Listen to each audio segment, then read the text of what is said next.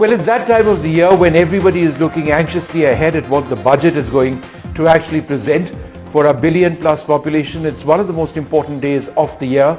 There are huge expectations, but with elections around the corner, there is a thought that this could be an election budget. Is that good news for so many across the country? What are some of the implications? We've got a fabulous panel of CII representatives. We've got Mr. Dinesh, the President. We've got Chandrajit Banerjee, the Director General, and the incoming President, Mr. Sanjeev Puri as well. He is, of course, the MD of ITC. Gentlemen, before I come to you, I think it's important, let's talk a little bit about the macro story of India and then get into what we all hope will be good news. I was just going through the Indian economy report by the Chief Economic Advisor, and Mr. Dinesh, this question is for you. And it says, it's an interesting quote, it's one thing for India to grow at 8 to 9% when the rest of the world economy is growing at 4%, something completely different for India to grow at 7% plus when the rest of the world is struggling at just 2%. The point is, there is qualitative growth, not just the numbers, which is what defines India at this stage. Would you agree? 100% agree with that. And I think there are 2-3 reasons as to why that is so, right? The focus on doing the right things to make India competitive. I think that is really what has happened, and that is what is really differentiating us as we speak today. Secondly, if you look at the both from a ease and cost, I think the digitization journey which India has undertaken, both from a digital public infrastructure and the usage of the digital public infrastructure for the benefit of the common man, I think is, I would call it incomparable. So that is a differentiator for India.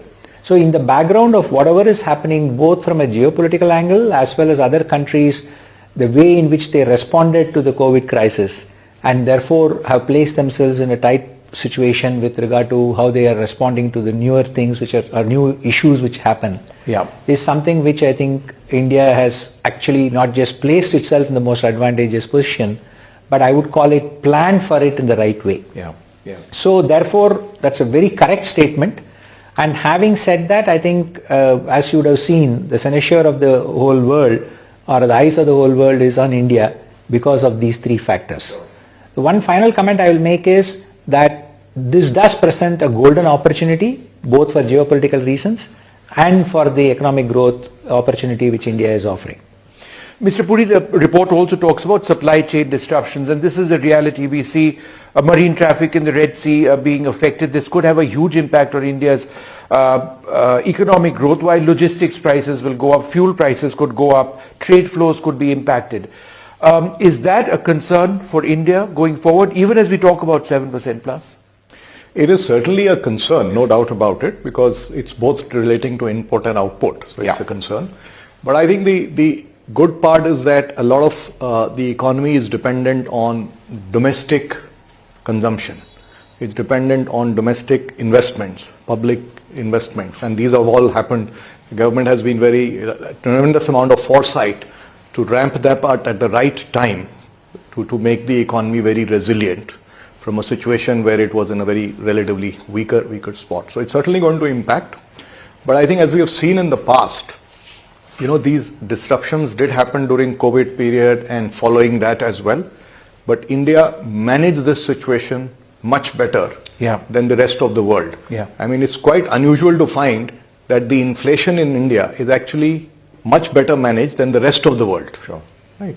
If you look at the manner in which vaccinations have been managed, the manner in which we've managed our energy security during those difficult times, I think is exemplary. No other country has been able to manage it like that.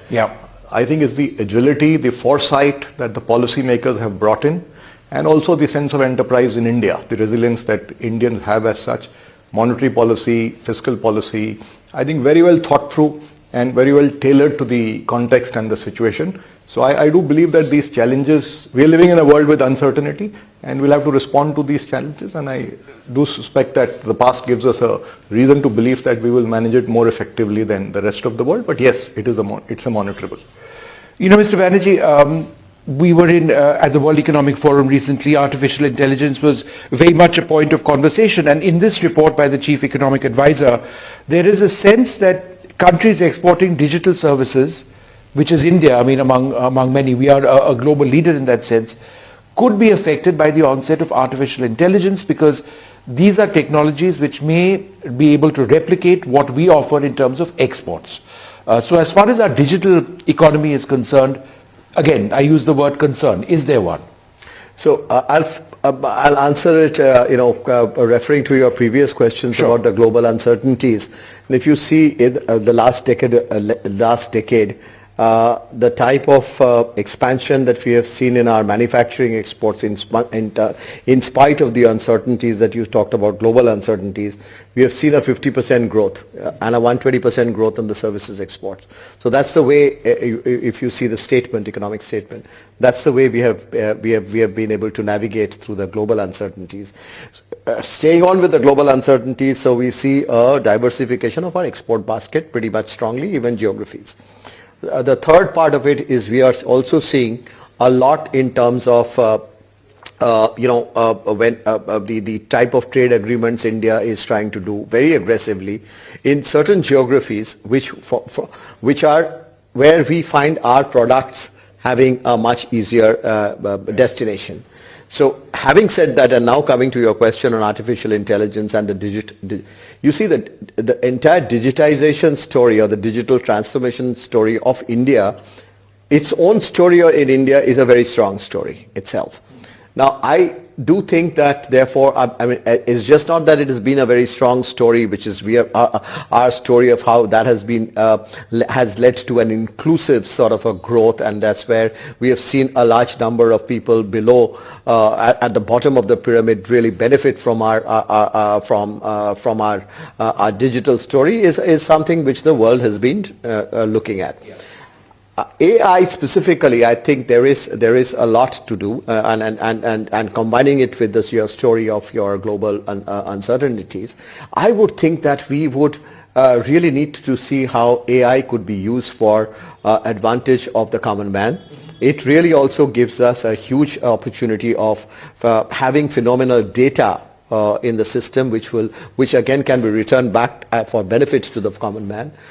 We need to see how we are seeing large companies doing it anyway. We need to see how we are aiding smaller companies to get that type of, now what is SME requiring today? Very different from what they were requiring yesterday. So they are requiring technology upgradation in terms of digital transformation, AI into them, and even for the country to see how the entire AI could be inclusive. We probably need an AI policy, a national policy on AI, an AI mission.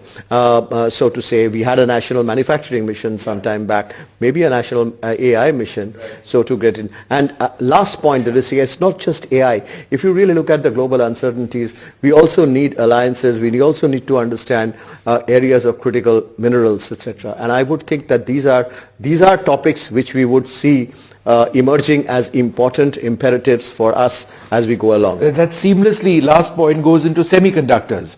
And again, that fits into the entire thinking of India on having resilient supply chains. I'm not sure this is directly linked to the budget coming up, but perhaps they may be mentioned in the budget, or perhaps certain benefits given to those looking to establish a strong base for semiconductors in India. If we are talking about digital growth as being a key driver of our economic growth, how important is it to have A, resilient supply chains, and B, set up semiconductor hubs in India? I mean, both are absolutely important, as you rightly said, but if you look at it, there are two elements. First, I'll finish the resilient supply chains, then come to the semiconductor. If you look at resilient supply chains, I think there are two elements to it. One is making sure that we have availability. Second is that we have it available at a reasonable cost, because you still want to be competitive. So that is where I think India has a unique advantage, because you do have a significant domestic market, and therefore as you build scale, that's when actually both competitiveness and costs decreases and increases. Therefore, it's very important for us that we focus on making sure that we get the investments coming in, both from a domestic perspective and also for the global value chains perspective. Yeah. Because if you look at only one element of it, then you won't be really resilient and you won't be cost effective. Sure. So I think that this government is very clearly focused on, the PLIs have actually come in that context. They are the sweeteners to make sure that people come in and get stickily involved into the ground. But coming to the semiconductor side of it, I mean, as you know, semiconductor has got three elements to it. and one is what we call the easy bit, which is the assembly and testing, and then we will come into the manufacturing and the design. So if you look at all three coming together, it is not going to happen in 1 year. Yeah. So we will have to keep moving into the aspects of first getting, I would call it a foothold or a toehold of the investments coming in. Then as things happen, design anyway, India is a big hub for it. Sure. So I don't see that as being a challenge for us in making happen. But you will need maybe a 2-3 year time frame when all of it comes together, and that's a very clear focus for this government as well. Sure. To make that happen. Mr. Puri, climate change adaptation, building resilience and mitigating emissions is something which Indian industry has to embark on. There are no two ways about it. Is there again an incentive that you would look at or look for in the budget to actually enable that to take place on a broad-based level? And secondly, as the MD of one of the largest diversified chains in the country, and in the world in fact, what has ITC done to actually deal with the overall theme of climate change? Okay. Regarding the first one, let me say that as far as energy transition is concerned, green growth is concerned, I think there are plenty of policy enablers in place. What is it that we would like to see? I think one is that there are certain, we would like to remove the friction at the last mile, because there are some stuff that falls in the realm of the state governments. We have an open access policy, but it has to be implemented at the state level. Because if we remove the frictions across this value chain, then what happens, it can certainly provide further impetus to private capital. Private capital will go with economic viability. Yeah. So the frictions have to be removed. So that piece, I think, needs to fall in place. Good policies from the center, at the state level it needs to fall in place. There are also some, already initiatives so far as carbon markets, among others that are there. These will act as incentives and disincentives. We need to really implement it, deepen it, expand it to more number of industries over a period of time. So I think the enablers are all there. It's a question of, in certain cases, last mile execution, in certain cases for all of us to start executing it at scale. The piece I think where we can do more is the piece on adaptation, because the world will keep on heating up and we have to learn to live in the hot new world, more extreme weather events.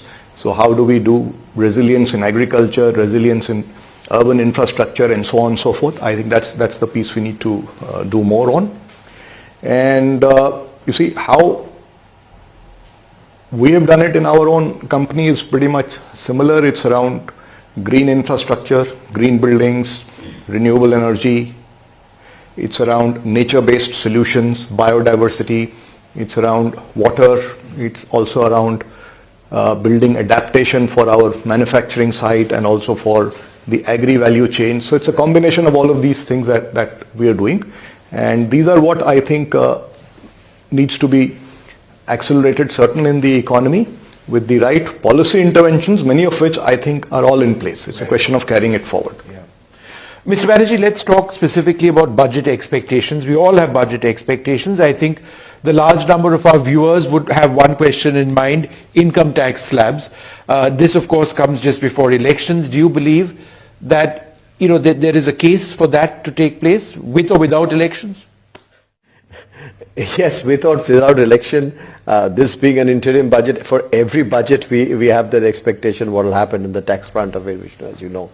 Now, I would think one of the most important drivers of our growth of our economy has been consumption, and it's a consumption-led economy. And I think at this point in time, there is a huge opportunity for us to get that fillip through income tax benefits that one can really look at, especially when you see that we can get a huge fillip done in the rural economy, so to say. So these could be some strong enablers for us to really get prepared for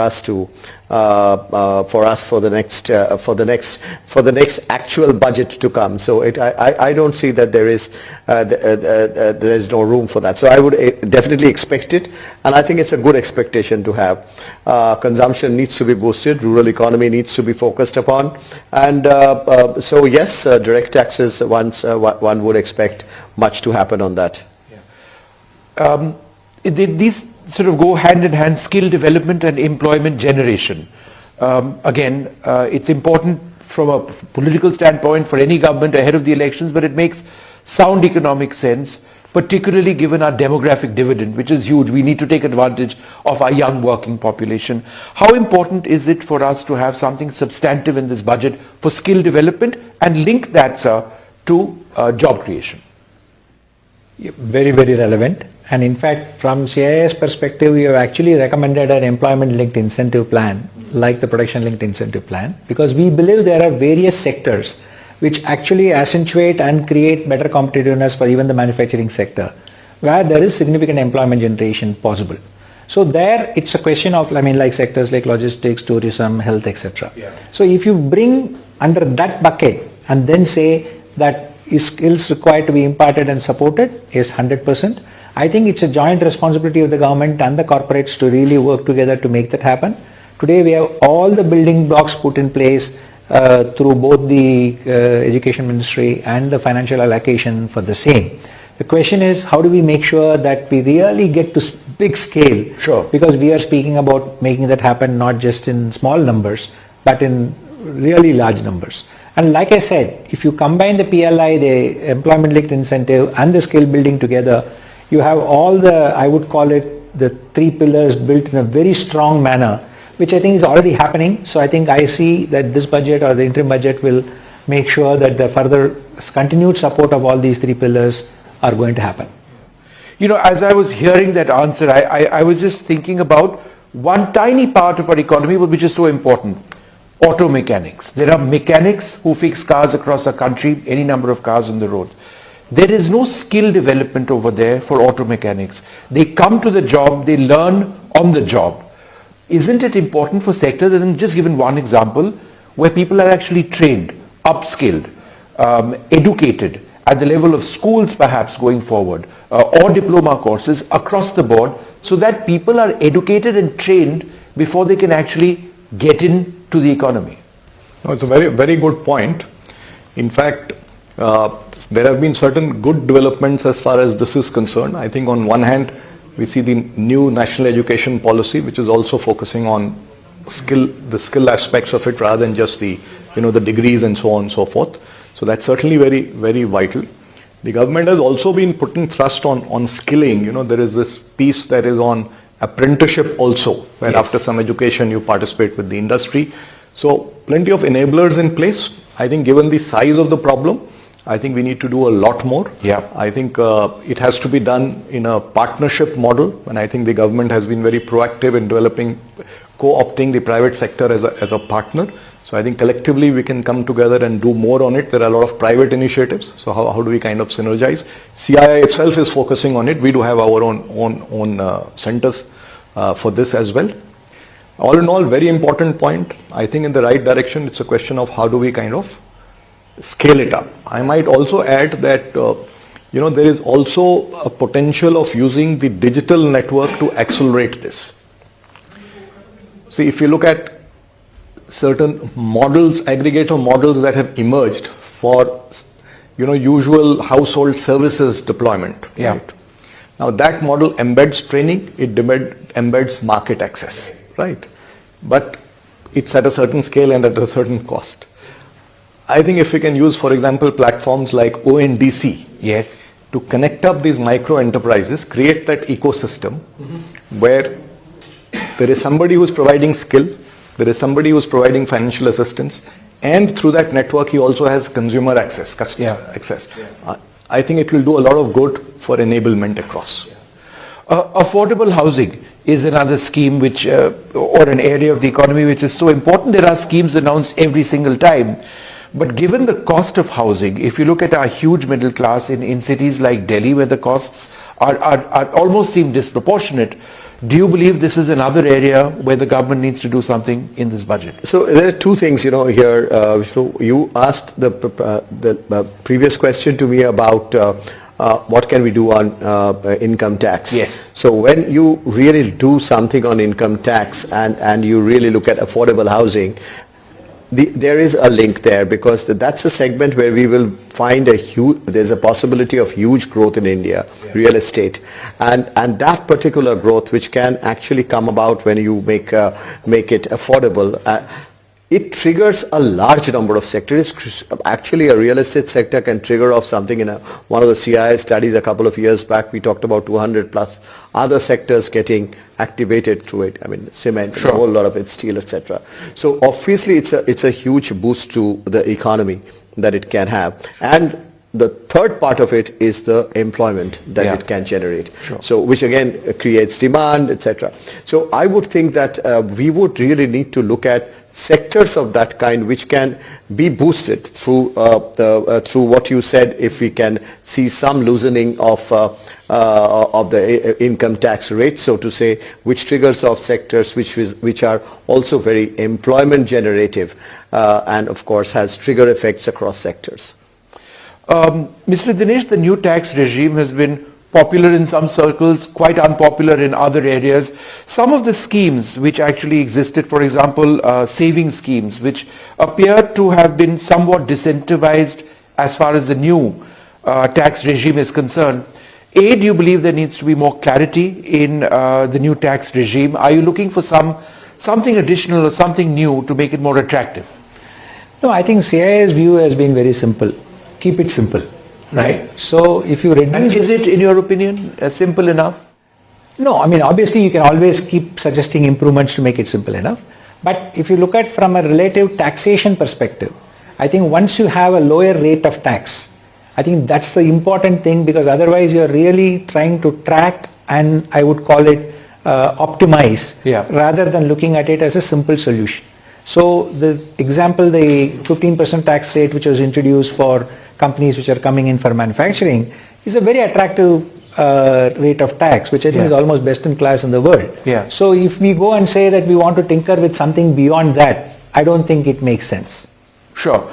So education, and I'm just quickly going through these sectors which are so important. The education sector, the last time we had the highest ever allocation of 1.12 lakh crores for the education sector. Again, an area of huge priority. It feeds into our ambitions as a nation. How critical is this sector for you and this budget? It is absolutely critical for the future of the economy. For us to really get the demographic dividend, I think education is a fundamental building block. And in CIA, we've been saying from about roughly 2% or so investments, we certainly need to go to about 2.5 to 3%. And that's the kind of trajectory it has to take. We need to make it more, leverage digital more. We need to leverage more creative methods, and I'm aware that government is also promoting some creative alternatives that have been developed. So multifaceted, this whole area has to be dealt in, and extremely critical for us to leverage the demographic dividend. Services is a big opportunity, and education is fundamental to it. And one final question, the healthcare sector. Again, this is an area where the middle class or anybody across the country would look for potential benefits, tax saving benefits, etc., etc. There are already quite a few.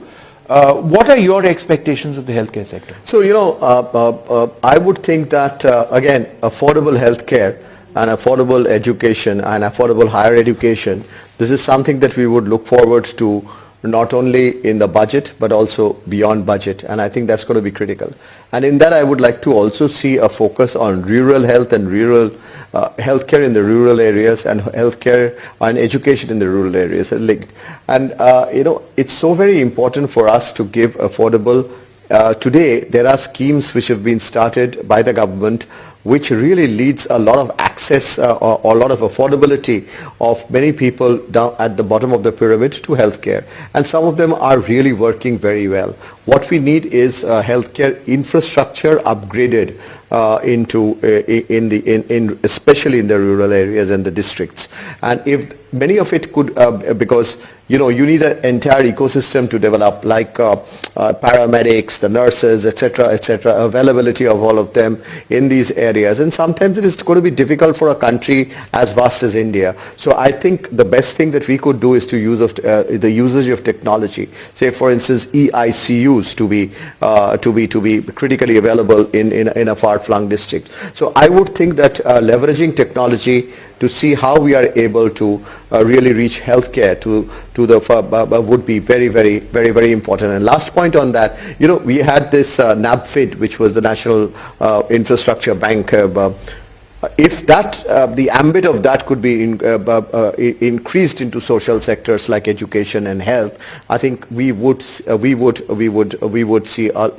trigger effect to be quite substantial. Final set of questions. I'm going to put all three of you gentlemen on the spot. You can repeat your answers. You don't have to look for different sectors of the economy. Your top two expectations, sir, and I'll ask you the same question. One is I would like to see continuity, more of the same. And in terms of areas where, focus could be strengthened, I would say it's rural and rural holistically. Continuity and a focus on rural areas. Continuity and infrastructure and capex and MSME support. Okay, so that's three areas, but fair enough. So I'll repeat, rural for areas, and in rural I would see education and health.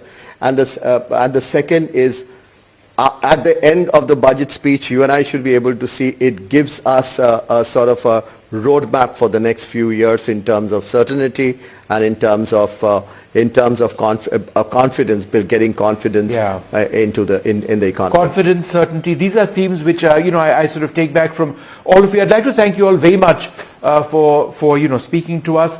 So many expectations. It is such a vast country and with such a vast economy and so many sectors. But the finance minister is going to have her work cut out for her. By this time tomorrow, we'll get a clear idea of what exactly is in line, in tune for so many across our country. Will it be a blockbuster budget? Let's wait and see.